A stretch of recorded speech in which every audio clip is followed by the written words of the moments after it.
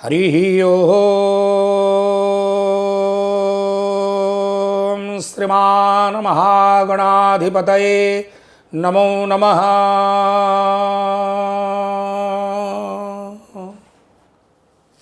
ओं वाणी हिरण्यगर्भाय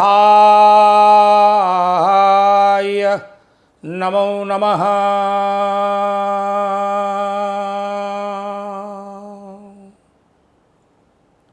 ओम नमो भगवते पुरुषोत्तमाय नमो नमः।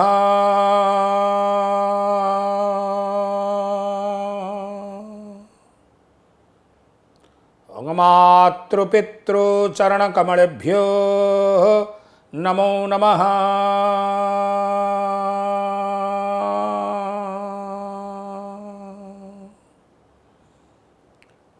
शान्ताकारं भुजगशयनं पद्मनाभं सुरेशं विश्वाधारं गगनसदृशं मेघवर्णं शुभांगं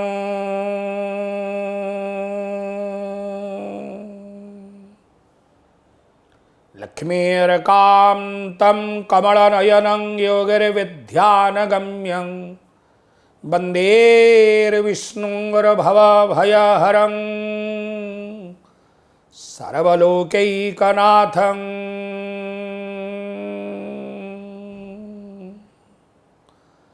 जय जय जगन्नाथ, जय जय जगन्नाथ, जय जय जगन्नाथ। महाप्रभु श्री जगन्नाथंकर भय चरणारविंद जुगलरे, कालिया शांतंकर चरणारविंद जुगलरे, कोटि कोटि दंडवत प्रणाम मणिमा, कोटि कोटि दंडवत प्रणाम। वंदे श्री पुरुषोत्तमं प्रतिदिनं नीलाद्रिनाथं हरि। प्रभु पुरुषोत्तम जगन्नाथंकर अभय चरणारविंद जुगलरे, कोटि कोटि जुहार मणिमा, कोटि कोटि जुहार। जनंकु विष्णु प्रायमणे नमई तहांक चरणे, तुंडे बोलई हरि हरि भो जगन्नाथ दैतारी। आपण बानंक चरणारविंदरे कोटि जुहार कोटि दंडवत प्रणाम करी अयमारंभ करुचु पवित्र अधिमास मलमास पुरुषोत्तम मासर चतुर्दश अध्याय। श्रीरुवाच हे प्रभु ए संशय मोर, कही मनरु दूर कर। महालक्ष्मी नैमिषारण्य सुत सौनकादि ऋषिमुनिगण मानंकु ए पवित्र अधिमासर कथा प्रसंग को कहउछंती। विविध कथा प्रसंग रे आमे श्रवण कलेडी। समस्त कथा महालक्ष्मी की पचारी महाप्रभुंकर मुखारविंदरु समस्त दीपदान गोदान ब्राह्मण पूजन देवता अर्चन ए समस्त कथा श्रवण कले। ईशापरायण है सुशीला दीप जालुथिला, विमला किपरि तार दीपक तार विघ्न नाश करी सेवं तार अनिष्ट चिंता करी मृत्यु परे से नरक भोग कला एवं सुशीला स्वर्ग सुख लाभ कला। नारायण नमस्कृत्यं नरं चैव नरोत्तमं देवी सरस्वती व्यासं तदो जयो मुदिरयते। मुखं करोति वाचालं पंगुलंघयते गिरि, जत्कृपां तमहं वंदे परमानंद माधवम्। हे प्रभु ए संशय मोर, करी मनरु दूर कर।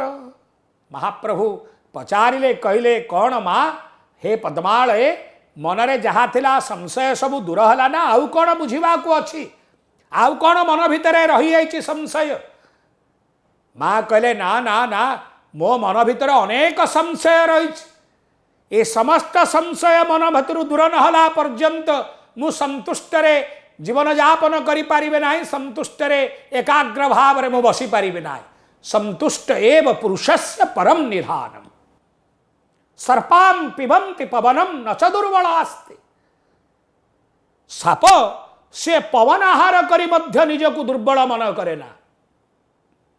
स्कंदै फलै मुनिजनां क्षपयन्ति कालः, मुनि ऋषिगण माने ऋषि ब्राह्मण माने फल मूल इत्यादि भोजन करी तांकर जीवन यापन करती। शुष्कै तृणै वनगजाम बलमुद बहंती। बणरे गज शुष्क तृण गछ डाल पत्र खाई से मतगज ही बुलू था। मनुष्य आमे सबु कथा खाऊचे, छपन भोग कालिया शाम तो खाऊचंती, आमे मध्य अनेक खाद्य खाऊचे, विविध प्रकार व्यंजन खाई खाईगिरी मध्य आमे असंतुष्टा बीजानष्टा, आमे सबुथरे असंतुष्ट ही प्रकाश करूछु। संतोष एव पुरुषस्य परम निधान। जहाँ तेल लुण भात डाली पखाल जहाँ प्रभु देइछंती, घर द्वार माटी घर हो कोठा घर हो गदी हो पलंक हो मसिणा हो सेज हो जहाँ देइछंती प्रभु आमको, से आमे यदि सदा संतुष्ट रहिबा तेबे जीवन आमर आनंदमय हब। माँ कहउचंती मो मन एपर्यंत स्थिर होइनी, ए चंचल मन एपर्यंत स्थिर होइनी, मोर संतोष मन को संतोष करंतु। भगवान उवाच हे देवी लोक उपकारे, जे प्रश्न पूछी बावे भारे, सुन एबे तो कहू थाई, यज्ञादि फल काम्य होई, काम्य कर्म रे जन्म लाभ, निश्चय कले पद्म गर्भ। आम पाखे तीन गोटी कर्म था, नित्य कर्म, नैमित्तिक कर्म, काम्य कर्म। नित्य कर्म प्रत्येक दिन शय्या त्याग ठारू शयन पर्यंत समस्त शारीरिक नित्य कर्म, वैदिक नित्य कर्म, देवता उपासना ही आमर नैतिक दैनंदिन कर्म अटे, नित्य कर्म अटे। जेपरी आमे दांतर दुर्गंध बाहरिला आमे दंत मार्जन कले, शरीर रे मଳି लागिला शरीर मार्जन कले, एवं स्नान द्वारा शरीर मार्जन कले पंचभूतर शरीर को। भीतर जदि मଳି लागी जीवो अंतर भितरे, से मଳି की सफा किए करिवो? को साबन द्वारा करिवे, कहा द्वारा करिवे? तेणु ए जो भीतर मଳି की सफा किए करिवो? केवल प्रभुंकर नाम स्मरण द्वारा ही ए भीतर मଳି सफा ही था। सत्कर्म द्वारा ही भीतर मଳି सफा ही था। आम भितरे अनेक प्रकार आमे संसार जन्म नहीं छे, अनेक प्रकार आम पाखरे माया लोभ माया ईर्षा द्वेष कपट ए समस्त रहिब। केवल प्रभुंकर नाम स्मरण द्वारा ही ए माने आम पाखु पशि पारिबे नाही। एमान होउचंती आमर परम शत्रु, जहा द्वारा आमर अधपतन होता है। प्रभुंकर पाखु जीवा पाई आमको बारण करिथा, बाधक सृष्टि करिथा। जेते आमे कर्म करिथाउ, नित्य कर्म, नैमित्तिक कर्म, नैमित्तिक कर्म माने पितृ सांवत्सरिक पितृ श्राद्ध, षष्ठीमार स्वनक्षत्र पूजा, विविध प्रकार वार्षिक उत्सव आमे जो करिथाउ सबु मांकर पूजा। काम्य कर्म जहा आमे कामना सिद्धि निमंत ए काम हेले कामना सिद्धि पाई जो कर्म करा जाए ताको काम्य कर्म कहा जाए। काम्य कर्म रे जन्म लाभ, निश्चय कले पद्म गर्भ, ए अधिमास काम्य फल, न पाए मनुष्य केवल, अक्षम जे स्नान दान रे, एमल मास न आदरे, से मोर नाम हृदय चिंती, अक्लेशे संसार उतरंती। किछि आमे करि पारिले नाही, आमे दिनहीन दिखी मनीष, आमे आम पाखे सामर्थ्य नाही, शारीरिक सामर्थ्य नाही, मानसिक सामर्थ्य नाही, आर्थिक सामर्थ्य नाही।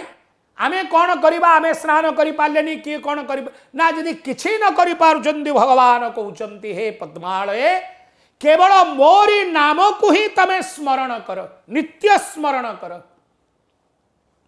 ब्राह्मण आदि जाति माने मो नाम जपी नित्य माने, घोर कली रे मोर नाम, घोर कली रे मोर नाम, स्मरी चढ़िले विष्णु धाम। ए कली काल रे ही कलौ नाम ही केवल, ए कली काल रे केवल नाम ही प्रधान अटे। केवल भगवान पुरुषोत्तम जगन्नाथंकर नाम को जय जगन्नाथ कहीदेले ये बाबा ये शरीर रे किछि रहिबनी पाप। मोक्षणाम सर्व पापानाम दारुणम सकलापदम, समस्त विपद आपद समस्त दूर दूर हो। मोक्षणाम सर्व पापानाम समस्त पाप मध्य धौत हो प्रभुंकर केवल नाम स्मरण चिंतन उच्चारण द्वारा। अग्नि जैसा ने सबू दहे मो नाम जैसा बोलाए। अग्नि जमी सर्वभक्ष्य हुतासनम समस्त वस्तु को अग्नि भक्ष्य ग्रहण करी था भक्ष्य करी था। मो नाम जैसा बोलाए सेपरी जेपरी अग्नि सर्वभक्ष्य हुतासन समस्त को जाली पड़ी ध्वंस करिदे ठीक से परी मोर नाम ताठारु अधिक शक्तिशाली अटे। हाँ जो नाम को स्मरण करने मात्र के समस्त निविषक माध्यरे मोक्षणाम सर्व पापानाम समस्त पाप कर्मरु आमे मोक्ष प्राप्त होता। जे नारायण नाम धरे से सर्वतीर्थ स्नान करे। यदि आमे किछि न करिले आमे स्नान मध्य बहुत प्रकार नित्य मंत्र स्नान आमे करिथु। आमे एतले अपारग हो जाऊ आम देह को शरीर को जल भल लागे ना आमे जर पड़ीचे पीड़ार पड़ीचे रोगर पड़ीचे सेठी कौन किमिति स्नान करिबा ना मंत्र स्नानम अपवित्रम पवित्रवान सर्वावस्थाम गतो विवा जस्मरते पुंडरीकाख्यम साव्याभ्यांतरो शुचि। केवल यदि आमे स्नान जलरे स्नान न करि पारुचे तीर्थरे स्नान न करि पारुचे समुद्र स्नान न करि पारुचे पंचतीर्थरे स्नान न करि पारुचे घर भितरे मध्य स्नान न करि पारुचे केवलम साव्याभ्यांत जस्मरते पुंडरीकाख्यम भगवान परब्रह्म पुरुषोत्तम जगन्नाथ केवल पुंडरीकाख्य को स्मरण कले साव्याभ्यांतरो शुचि बाहर भीतर सबु शुद्धि होता है मार्जन हो जाता है परिष्कार हो जाता है। पानी ढाली देले बाह्य चर्म शरीर सफा हुए भीतर को किए सफा करिवो सेई पुंडरीकाक्षंकर नाम सेई पुरुषोत्तम जगन्नाथंकर नाम थरे जदि जगन्नाथंकर नाम आम हृदय धरिला शरीर भितर जो तरंग सृष्टि हुए जो भाव सृष्टि हुए जो भाव चेतना सृष्टि हुए ता द्वारा समस्त पाप ध्वंस होता है। समस्त शास्त्र मध्य सार विष्णु ए दुईटी अक्षर जेते शास्त्र अछंत अष्टादश पुराण रही ए समस्त शास्त्र मानक मध्य विष्णु नामक नाम नारायण नाम हरि नाम ए नाम ही सार अटे। श्रीरोवाच महालक्ष्मी पुनर्वार कहउछंती हे देव कमलोचन मलमासर फलमान मो आगे विस्तारी कही कहिल किंपा ताहांकु बड़ कल एवे संशय दूर कर तुम्भे तो ब्राह्मण ठाकुर।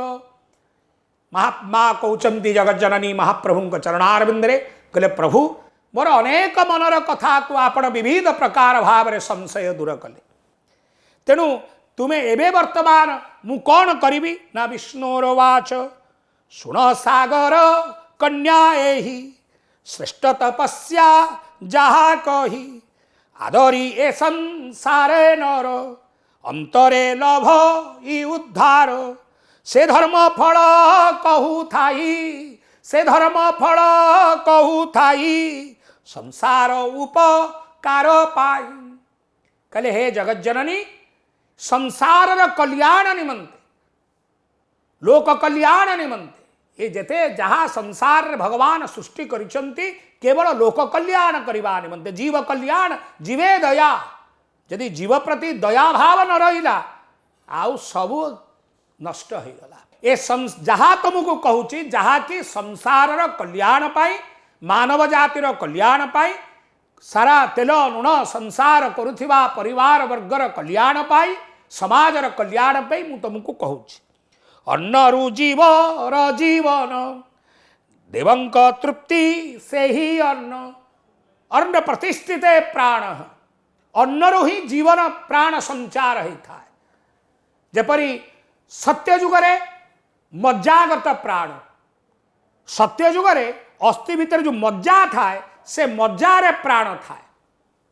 त्रेतया जुगरे अस्थिगत प्राण द्वापर जुगरे रक्तगत प्राण कली काल रे अन्नगत प्राण अन्नरे ही प्राण थाए।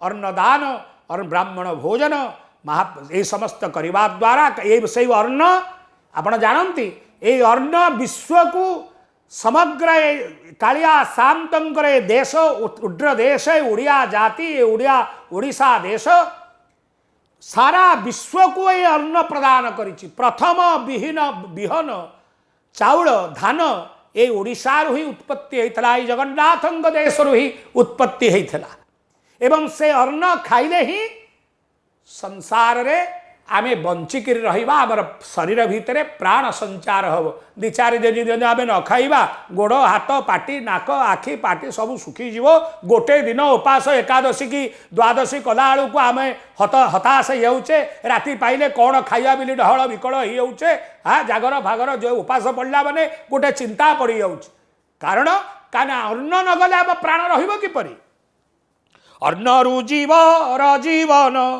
देवंक तृप्ति से ही अर्ण ऋषि अजर्मा पितृलोक अंतरे लभंती स्वर्गलोक पितृदेव ऋषि आमे पितृलोकं को आमे पिंड प्रदान करू अन्न पिंड प्रदान करि थाउ अन्न दान करि थाउ छंचा टेकी थाउ तेणु अन्नदान तेणु देव ऋषि मनुष्य देव समस्ते संतुष्ट होई थांती अन्न भोजन दान द्वारा अनंत कोटि जीवगण एथिरे लभंती बंधन ए अधिमासे से ही अन्न जे करे दरिद्र कुदान से सर्वकर्म फल लाभ अंते लभई पद्म लाभ मुठाए अन्न गाड़ी घरे डाकी ब्राह्मण को अन्न डालमा साग टिके करी घी टिके पकई ब्राह्मण को डाकी लोक को निराश्रय लोक को डाकी मुठाई अन्नदान कले से पुण्यफल प्राप्त होता है एवं अंतरे जीवर शेष दिन में वैकुंठ प्राप्त होता है भगवान चरणारविंदर सानिध्य लाभ करता है अधिका मास व्रती थाई विधि विधान आचरई किंबा पक्षे बा छह रात्र तीन दिन बा अहोरात्र रोग जे कुमार कुमारी वृद्धा विधवा आदि करी अशाक्ते एक दिन व्रत करिबा विधि सुनिश्चित गोटे एकांत आम आसक्त हो शरीर पारु न पारु गोटे दिन मध्य हो ये पुरुषोत्तम मास मल मासर व्रत को आम पालन करिवार आवश्यकता रही आम मासक जाक पालन करवा नहीं किसी परवाह नहीं गोटे दिन अंतत पक्षे गोटे दिन भगवान पुरुषोत्तम श्री जगन्नाथ को नीलाद्रीनाथ को श्रीक्षेत्र में आसी पावन पुरुषोत्तम क्षेत्र में मलमास पुरुषोत्तम मास रे आसी प्रभु को दर्शन करी हरि कैवल्य प्राप्त हुई जदि आमे गोटे दिन व्रत पालन करिवा आमे अनंत कोटि पुण्य फल प्राप्त हवा फल कामना करी नरे व्रत आचरती संसारे फल कामना करी आमे नानादि व्रत पालन करि थाउ विष्णुवाच शुण कमले कहु थाई जेणु ए श्रेष्ठ मास होई नर्मदा कूले महास्मति पुरे ब्राह्मणी करे स्थिति अधिमासर बहु तप करी खंडिला महाताप दिने ताहार सखी आसी ब्राह्मणी समी परे बसी कृष्णिनी हस्ते पाद शून्या मल भाग्यरु शूद्र कन्या कहला गोटे तांकर दिने बसचंती ब्राह्मणी तांक पाखरे जने सखी आसी पहुँचले तो कुष्ठ रोग हो नानादि रोग पीड़ित होती आसी पहुँचले कहले आपण मलमास करिसंती व्रत पालन करिसंती